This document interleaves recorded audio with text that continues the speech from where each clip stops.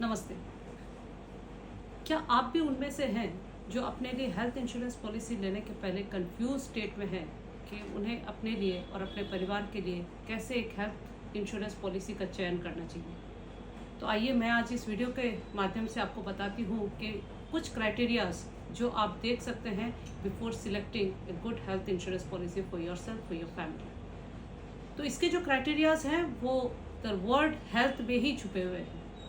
Health word का जो पहला अक्षर है the letter H stand for honesty, मतलब honesty in declaring your health condition.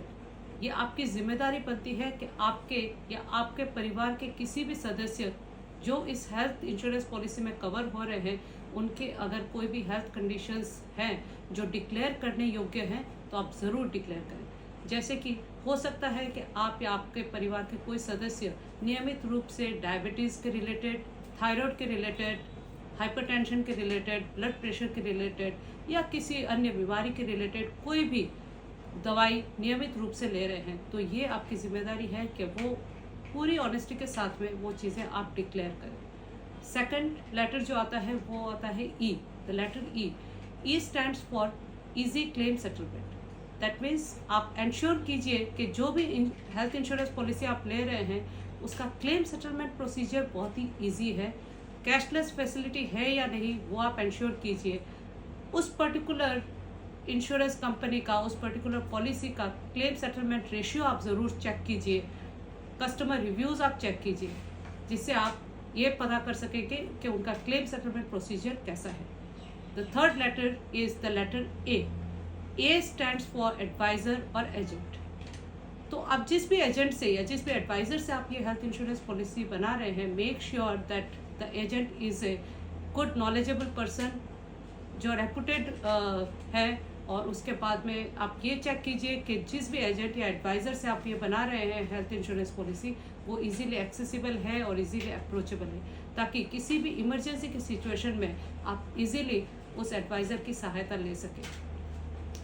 उसके बाद में जो लेटर आता है वो आता है the letter L stand for limitations. कई बार ऐसा होता है कि हम लोग लो प्रीमियम रेट देखकर उस पॉलिसी की तरफ आकर्षित हो जाते हैं कि लो प्रीमियम है और अच्छा कवरेज मिल रहा है तो वही अच्छी पॉलिसी है, लेकिन नहीं। कई बार लो प्रीमियम होने के कई रीज़न होते हैं। उनमें से एक रीज़न ये भी होता है कि उस पॉलिसी में कई चीज़ों पर लिमिटेशंस रहते हैं, जैसे कि आपके रूम रेंट कैटेगरी पर कई सारे कैप लगे हुए रहते हैं, कुछ कैपिंग्स होती है, आपके कई सारे एक्सपेंसेस उसमें कवर नहीं होते। तो इस तरह की कई सारे लिमिटेशंस उस पॉलिसी में होती है, तो आप वो भी चेक कीजिए।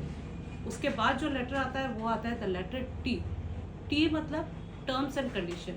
इट इज़ योर रिस्पॉन्सिबिलिटी कि आप उस हेल्थ इंश्योरेंस पॉलिसी के जितने भी फीचर्स हैं उनको आप अच्छे से समझें और उसके बाद ही वो पॉलिसी साइन करें। जैसे कि कई सारे फीचर्स होते हैं, प्री एग्जिस्टिंग डिजीज़ कब से कवर हो रही है, उसमें जो स्पेसिफिक इलनेस मेंशन किए हुए रहते हैं उनका वेटिंग पीरियड क्या है, रिस्टोरेशन पॉलिसी क्या है, नो क्लेम बोनस कितना मिल रहा है, कंज्यूमेबल उसमें इंक्लूडेड है या नहीं।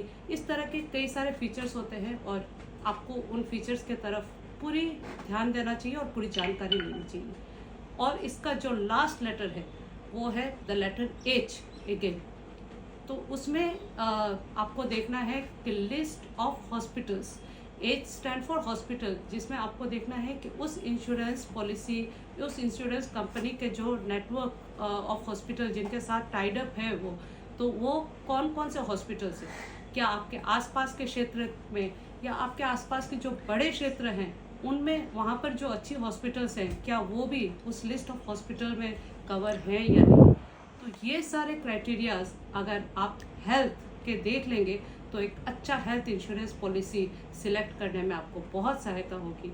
और इससे भी ज़्यादा ज़रूरी है कि हमेशा एक अच्छे एजेंट और एक अच्छे एडवाइज़र की आप ज़रूर राय लें, उनसे सलाह परामर्श करें before selecting an health insurance policy. Thank you so much.